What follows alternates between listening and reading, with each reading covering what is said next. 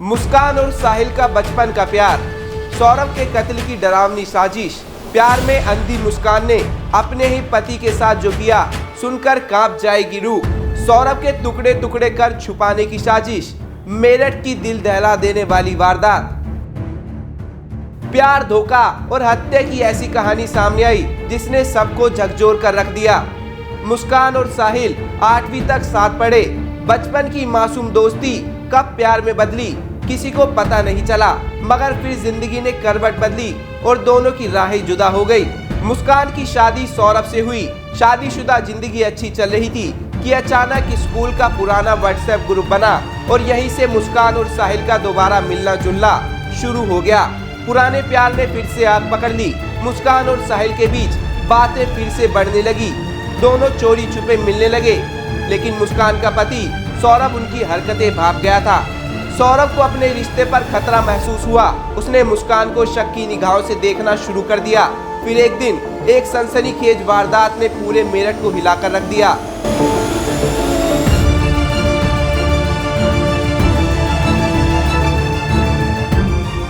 Media reports के मुताबिक दोनों बचपन से एक दूसरे को जानते थे, साथ खेले, साथ पढ़े। ब्रह्मापुरी के विवेकानंद स्कूल में दोनों 8वीं तक साथ पढ़ चुके थे। फिर स्कूल बदल गए, रास्ते अलग हो गए और दोनों की जिंदगी आगे बढ़ गई। सालों बाद सोशल मीडिया ने उन्हें फिर से मिला दिया। कहानी अब सच में एक बड़ा मोड़ लेने वाली थी। मुस्कान शादीशुदा थी, लेकिन सौरभ लंदन जा चुका था। यहाँ मुस्कान अकेले रहती थी। इसी बीच साहिल से उसकी बातें और मुलाकातें बढ़ती गई। वो मेरठ के बाजारों में मिलने लगे, साथ घूमने लगे। फिर ये दोस्ती इश्क में बदल गई। धीरे धीरे साहिल मुस्कान की जिंदगी का हिस्सा बनता गया। यहाँ तक कि इतना हुआ कि उसका घर में आना जाना भी शुरू हो गया था। साहिल की आर्थिक स्थिति अच्छी नहीं थी, इसलिए उसका खर्च मुस्कान ही उठा रही थी। मुस्कान ने उसे कई बार नशे के लिए भी पैसे दिए।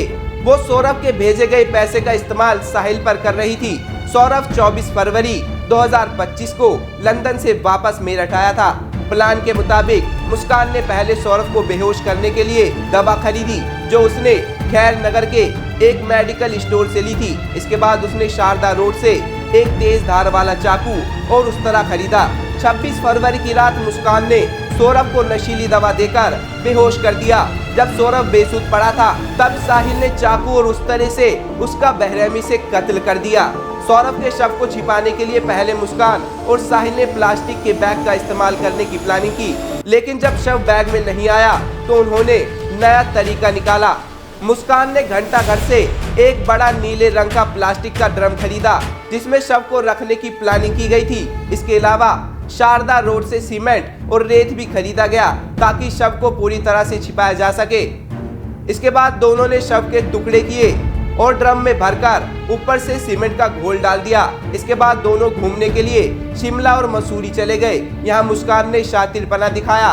उसने मोहल्ले वालों को पहले ही बता दिया था कि वो सौरभ के साथ घूमने जाने वाली है। जब मुस्कान के माता पिता को इस हत्याकांड की सच्चाई पता लगी तो वो भी हैरान रह गए। उन्होंने साफ शब्दों में कहा कि उन्होंने अपनी बेटी का साथ नहीं दिया।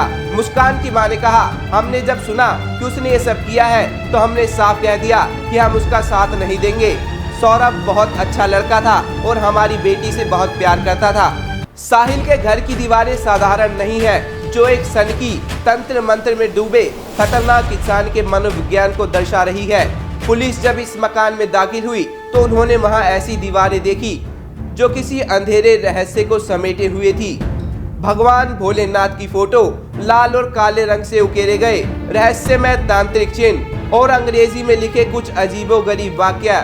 ऐसा लग रहा था जैसे ये कमरा किसी साधारण व्यक्ति का नहीं, बल्कि किसी खतरनाक सिद्धि साधक का है या हत्यारे का हो। पुलिस को लग रहा है कि साहिल सिर्फ हत्या तक सीमित नहीं था, बल्कि वो अंधविश्वास और काले जादू का भी अंधभक्त है। इस बात का हमेशा ध्यान रखें, प्यार, भरोसा और वफादारी, इन तीनों में से जब कोई एक टूट जाता है तो अंजाम खौफनाक होता है। इस वीडियो में हमने सौरभ हत्याकांड से जुड़ी सभी परतें खोली। अगर आपको ये वीडियो पसंद आया तो वीडियो को लाइक, सब्सक्राइब करके हमारे साथ जुड़े रहें। मैं आपके साथ Pavan Kumar Kohli, news desk, Action India live.